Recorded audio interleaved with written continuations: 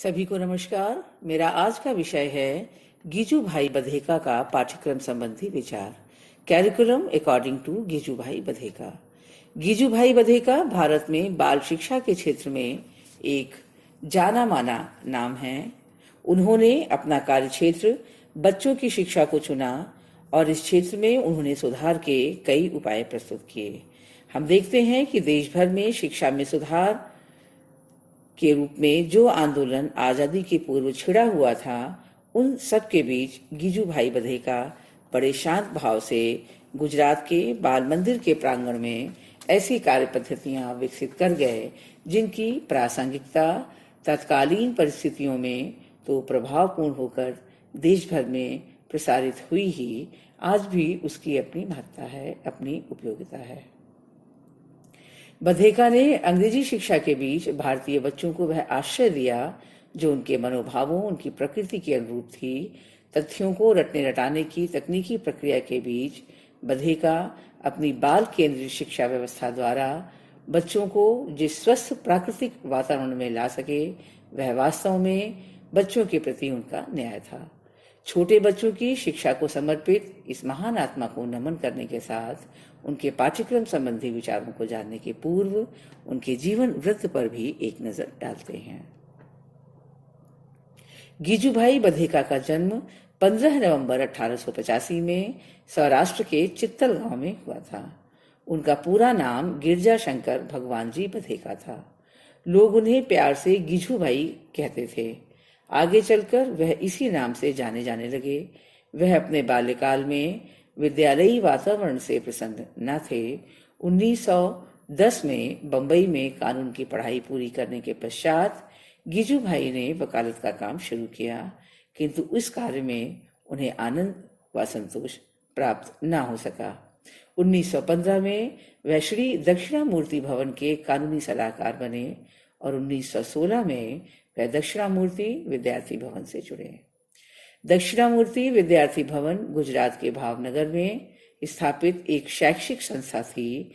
इस संस्था से गिजू भाई के मामा श्री हरगोविंद पांड्या भी जुड़े हुए थे। उन्होंने ही गिजू भाई को प्रेरित कर इस संस्था का सदस्य बनाया। गिजू भाई को मानो अपने जीवन की सही दिशा मिल गई। 1920 में उन्होंने बाल मंदिर की स्थापना की और वकालत त्याग कर बाल शिक्षण में नए प्रयोगों को दिशा देने में सक्रिय हो गए। गिजू भाई बच्चों की आजादी पर किसी प्रकार की रोक लगाने को उचित नहीं मानते थे। उनका मानना था कि बच्चों को स्वतंत्रता प्रदान करके बेहतर ढंग से शिक्षित किया जा सकता है। इसके लिए उनको डांटने डपटने की कोई खास जरूरत नहीं है। गिजू भाई ने मॉन्टेसरी शिक्षा पद्धति के सिद्धांतों को जाना और समझा था। मॉन्टेसरी शिक्षा पद्धति के सिद्धांतों को पूर्णतः आत्मसात करने के बाद उन्होंने उसके सिद्धांतों को भारतीय परिवेश में प्रभावी बनाने के उपाय हमें बताए।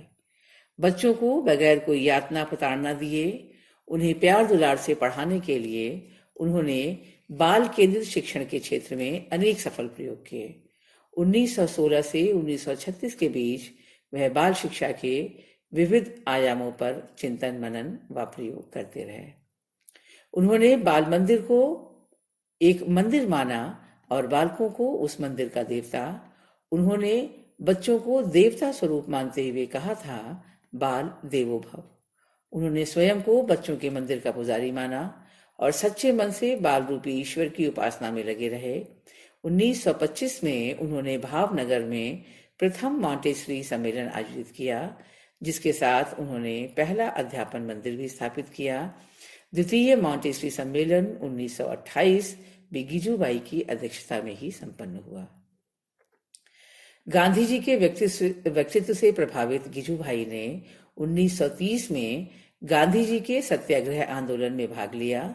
इस आंदोलन के बीच वह शरणार्थी शिविरों में रहे और वहां भी अक्षर ज्ञान योजना आरंभ की। सूरत में उन्होंने शिक्षा के प्रचार प्रसार के लिए वर्ना परिषद का गठन किया। इन प्रयासों के साथ साथ वह शिक्षक के उत्तरदायित्वों के प्रति भी सजग रहे। 1938 में उन्होंने राजकोट में अध्यापन मंदिर स्थापित किया। इस बीच उन्होंने बाल साहित्य की रचना भी की। उन्होंने गुजराती में 200 से अधिक बाल पोथियां लिखकर सारे गुजरात के बच्चों को स्वाध्याय की ओर प्रेरित किया। शिक्षकों को बाल शिक्षण के नूतन सिद्धांतों एवं गतिविधियों का प्रशिक्षण देने के लिए उन्होंने अध्यापन मंदिर की भी स्थापना की। माता पिता, अध्यापकों व शिक्षार्थियों के लिए कई पुस्तकों की रचना उन्होंने की। गुजराती में लिखी गई ये पुस्तकें बहुत कम समय में बड़ी लोकप्रिय हुईं और गिजू भाई की ख्याति देश भर में फैल गई। उनकी इन कृतियों का विभिन्न भाषाओं में अनुवाद भी हुआ। बाल पुस्तकों के प्रभावशाली लेखक होने के साथ साथ गिजू भाई एक प्रभावशाली पत्रकार भी थे। उन्होंने शिक्षण पत्रिका का संपादन किया और इस पत्रिका में नियमित रूप से लिखते रहे। उन्होंने अपना सारा जीवन बच्चों के इंद्रिय विकास के खेल ईजाद करने, शैक्षिक खेलकूद, शैक्षिक भ्रमण, हाथ के काम, संगीत, नाटक, रचनात्मक कार्य, बाल कथाओं आदि के सृजन हेतु समर्पित कर दिया। अंग्रेजी शिक्षा के बोझ तले भारत के बच्चे रटने रटाने की पद्धति के बीच जिन परिस्थितियों में अध्ययन कर रहे थे, गिजू भाई ने उसे बाल मनोविज्ञान के विरुद्ध माना और बच्चों की आवश्यकता, उनके जरूरत के अनुरूप शिक्षा पर बल दिया। उन्होंने इस बात का समर्थन किया कि बच्चों के अध्ययन का परिवेश स्वाभाविक हो। गिजू भाई को बाल जगत का पारखी माना जाता है। बाल साहित्य लेखन के क्षेत्र में नवीन प्रवृत्ति का विकास करने वाले गुजराती बाल साहित्य के प्रणेता गिजू भाई मात्र 54 वर्ष की आयु में चिर निद्रा में लीन हो गए, लेकिन उनके कार्य, बाल शिक्षा के क्षेत्र में उनका दिशा निर्देशन आज भी हम सबका मार्गदर्शन कर रहा है। गांधी जी ने उनकी मृत्यु पर शोक व्यक्त करते हुए कहा था कि उनके कार्यों ने मुझे सदैव मुक्त किया है। मुझे दृढ़ विश्वास है कि उनका कार्य आगे बढ़ चलेगा, और ऐसा हुआ भी। गांधी जी के वाक्य अक्षरशः सत्य साबित हुए और गिजू भाई के शिक्षा संबंधी विचार पूरे हिंदुस्तान में बड़े लोकप्रिय हुए। हमारा आज का विषय चूंकि गिजू भाई बदेका के पाठ्यक्रम संबंधी विचार हैं, अतः यहाँ उनके पाठ्यक्रम संबंधी विचारों पर एक नजर डालनी होगी। गिजू भाई का मानना था कि शिक्षा जीवन व्यापी है। कोई व्यक्ति विशेष किसी अन्य को सिखा नहीं सकता। सीखने की प्रक्रिया अनुभव पर आधारित है। उन्होंने शिक्षा संबंधी अपने विचार को व्यवहारिक रूप देने के लिए जिस बाल मंदिर की स्थापना की थी, उसमें 2.5 वर्ष से 6 वर्ष आयु के बच्चों को प्रवेश दिया जाता था। वह शिक्षा के क्षेत्र में नवीन प्रयोगों के समर्थक थे और बंधी बधाई परिपाटी को जारी रखे जाने को उपयुक्त नहीं मानते थे। उन्होंने कहा था कि शिक्षा के क्षेत्र में सुधार की बहुत गुंजाइश है।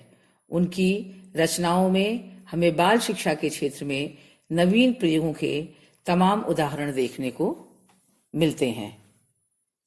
उनके द्वारा निर्देशित पाठ्यक्रम के जिस स्वरूप की हम चर्चा कर रहे हैं, वह 2.5 वर्ष से 6 वर्ष आयु के बच्चों के लिए है।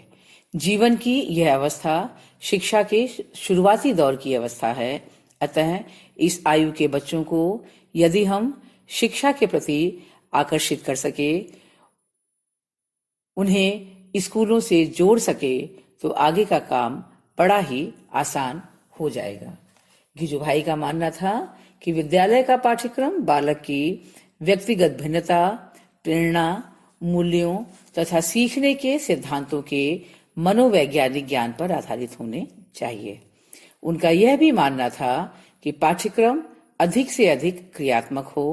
उनके द्वारा स्थापित बाल मंदिर के पाठ्यक्रम में रचनात्मकता एवं स्वानुभवों को प्रधानता दी गई थी। 2.5 वर्ष से 6 वर्ष आयु के सामान्य बच्चों के लिए स्थापित इस विद्यालय के पाठ्यक्रम में भाषा, गणित, संगीत कला, प्रकृति अध्ययन, स्वास्थ्य आदि को प्रमुखता से जगह दी गई थी। इन सभी का विश्लेषण एक एक कर हम देखते हैं। भाषा, इसके अंतर्गत अक्षर ज्ञान व पढ़ने लिखने की क्रियाएं सम्मिलित थीं। भाषा की जानकारी शिक्षा की प्रारंभिक सीढ़ी है। भाषा द्वारा ही एक बालक आगे चलकर छोटी बड़ी पुस्तकें पढ़ सकेगा, ज्ञानार्जन कर सकेगा। अतः जरूरी है कि बच्चों के पाठ्यक्रम में शब्दों व मात्राओं के जोड़, उनसे बनने वाले वाक्यों को जगह दी जाए। गणित। गिजू भाई ने बच्चों के पाठ्यक्रम में गणित विषय को प्रधानता से रखने की बात कही थी।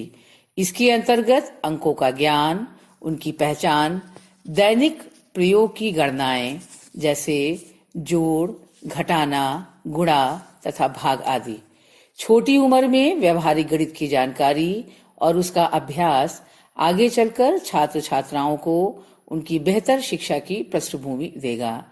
हाँ, यहाँ ये अवश्य ध्यान देना होगा कि पाठ्यक्रम में इनका स्वरूप कुछ इस प्रकार का हो जो कि उनके रोजमर्रा की दिनचर्या से मेल खाता हो और रुचिकर हो। गिजू भाई बच्चों के पाठ्यक्रम में संगीत व कला को भी बड़ा ही महत्वपूर्ण स्थान देते हैं और कक्षा में बालकों की क्रियात्मकता, उनकी कला को खुलकर व्यक्त होने का माहौल दिए जाने की वकालत करते हैं। इंद्रिय प्रशिक्षण को महत्ता देते हुए वह बच्चों के पाठ्यक्रम में प्रकृति अध्ययन को भी जगह देने की बात करते हैं। इसके अंतर्गत खुले मैदान में खुद पेड़ों को छूने, उन्हें मिट्टी में लगाने, उनमें पानी देने आदि की क्रियाओं को भी बच्चों के विद्यालयी क्रियाकलापों से जोड़कर गिजू भाई छोटे बच्चों को प्रकृति के सानिध्य में पढ़ने और बढ़ने की बात करते हैं। भ्रमण, सामान्य भौगोलिक जानकारी, नदी, तालाब, पेड़ पौधों का निरीक्षण व उनके बारे में जानना आदि को पाठ्यक्रम का हिस्सा बनाकर वे बच्चों में प्रकृति प्रेम का भाव भी पैदा करना चाहते हैं।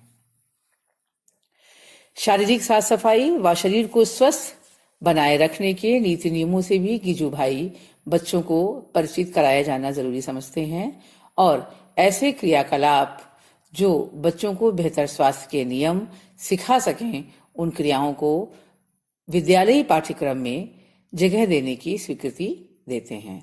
बाल मंदिर की शिक्षा व्यवस्था का उदाहरण देते हुए उन्होंने लिखा भी था कि बालक बाल मंदिर के मुक्त वातावरण में और वहां के विशाल मैदानों में रहकर अपने शरीर को खूब कसते हैं। जो बालक शुरू में फुर्ती से चल भी नहीं पाता, वो कुछ दिनों में सारे मैदान में सरपट दौड़ने लगता है। इस प्रकार हम देखते हैं कि गिजू भाई बधेका छोटे बच्चों को व्यवहारिक जानकारी दिए जाने पर अधिक जोर देते हैं, जो कि वे अध्यापक के सहयोग से स्वानुभवों द्वारा सीखते जाएंगे। वह विभिन्न प्रकार की तकनीकी जानकारी इन बच्चों को किसी भी प्रकार रटा दिए जाने के पक्ष में नहीं थे। यहाँ वह बालक के शारीरिक व इंद्रिय विकास को बहुत महत्व देते हैं और विद्यालय में उन्हें स्थान दिए जाने की वकालत करते हैं। इस संदर्भ में उन्होंने कहा था कि आरंभ में इंद्रिय प्रशिक्षण न लेने के कारण आगे की सारी पढ़ाई बेकार बन जाती है। यही कारण है कि प्रारंभिक शिक्षा हेतु वे बालकों के शारीरिक विकास व इंद्रिय प्रशिक्षण के प्रति सजग थे। इंद्रियों का शिक्षण मन अथवा आत्मा के शिक्षण के लिए नींव रूप है। गिजू भाई विद्यालयी पाठ्यक्रम में इन दोनों प्रकार के प्रशिक्षण को पर्याप्त महत्व देने की वकालत करते हैं। गीली मिट्टी में लगाए गए छोटे पौधे मिट्टी में अपनी जड़ों को यदि जमा सकें, तभी वो भविष्य में मजबूत फलदार वृक्ष बना करते हैं। गिजू भाई ने प्रकृति के इस छोटे से नियम को बच्चों की शिक्षा से सहसंबद्ध किया और एक ऐसे व्यवहारिक पाठ्यक्रम की रूपरेखा हम सबके सामने प्रस्तुत की थी, जो छोटे नन्हे बच्चों को पोषण दे, उन्हें सशक्त भी बनाएगा और दूसरों का संबल बन सकने के योग्य भी।